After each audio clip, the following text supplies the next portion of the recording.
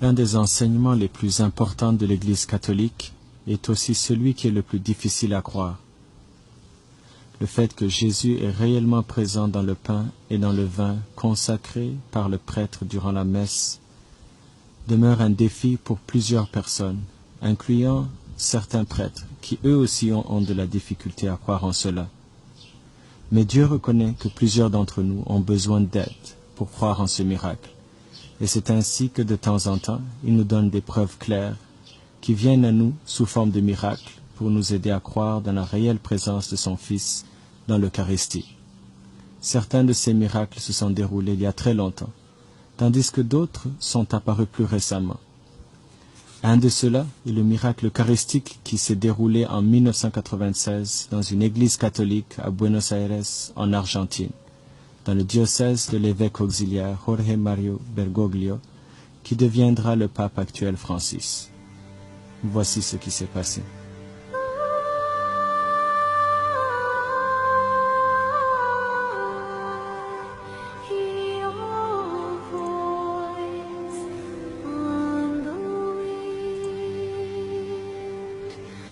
À 7 heures du soir, le 18 août 1996, le père Alejandro Peset célébrait la messe à l'église Sainte-Marie au centre de Buenos Aires.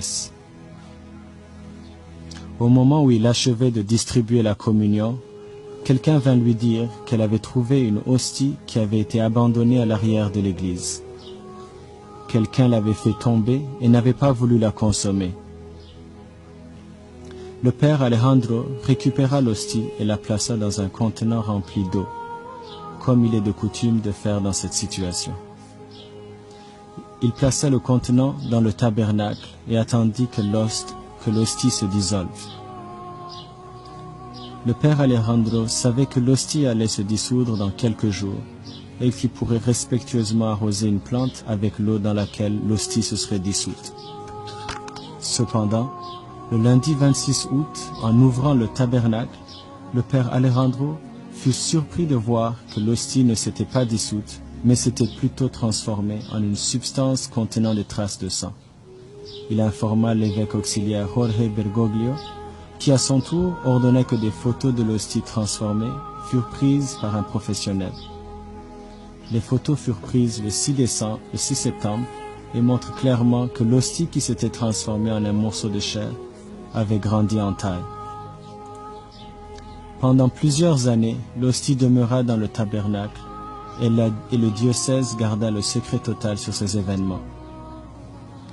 Comme l'hostie ne montrait aucun signe de décomposition, Jorge Bergoglio, qui maintenant était devenu l'archevêque, entreprit de faire des analyses scientifiques de l'hostie transformée.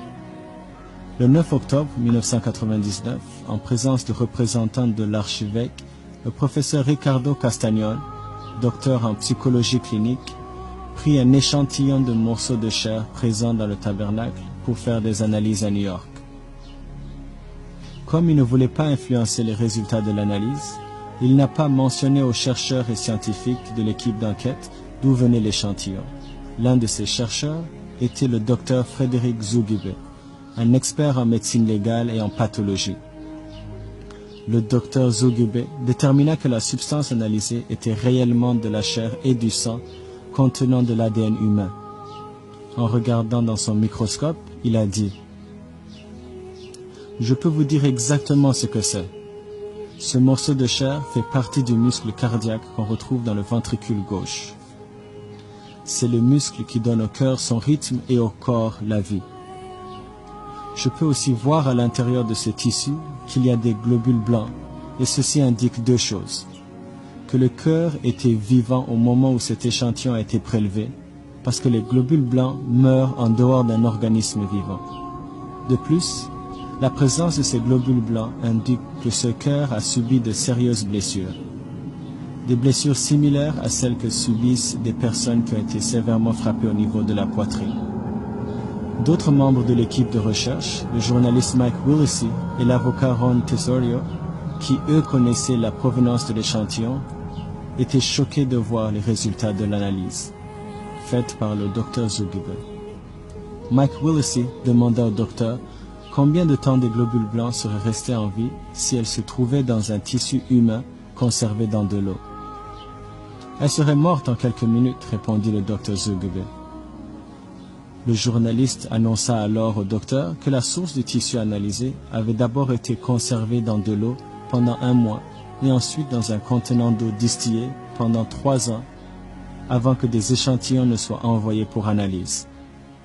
Le docteur Zugebe n'arrivait pas à expliquer de manière scientifique les résultats. À ce moment, le journaliste Mike Willesee annonça au docteur que l'échantillon provenait d'une hostie consacrée, du pain blanc sans levain qui s'était transformé en chair.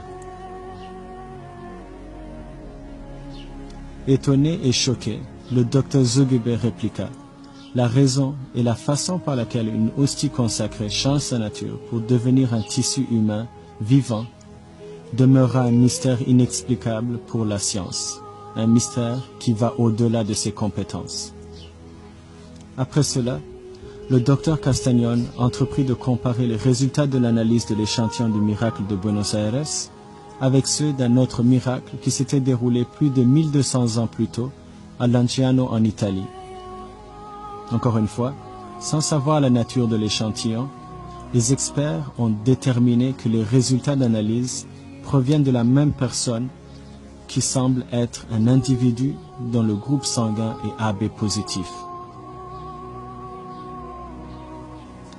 Des caractéristiques qui mènent à penser que les échantillons proviennent d'un homme qui est né et a vécu dans la région du Moyen-Orient.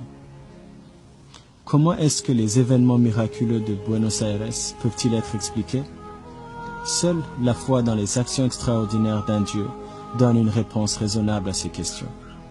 La foi dans un Dieu qui veut nous faire savoir qu'il est réellement présent dans le miracle eucharistique. À la fin de son enquête sur le miracle de Buenos Aires, ainsi que d'autres miracles eucharistiques, le docteur Ricardo Castagnone, qui était un athée convaincu pour une grande partie de son existence, se convertit au catholicisme. À chaque fois que vous recevez la Sainte Communion, que le miracle de Buenos Aires vous rappelle l'étonnant sacrifice du Christ dans l'Eucharistie. Laissez-le vous nourrir de sa présence.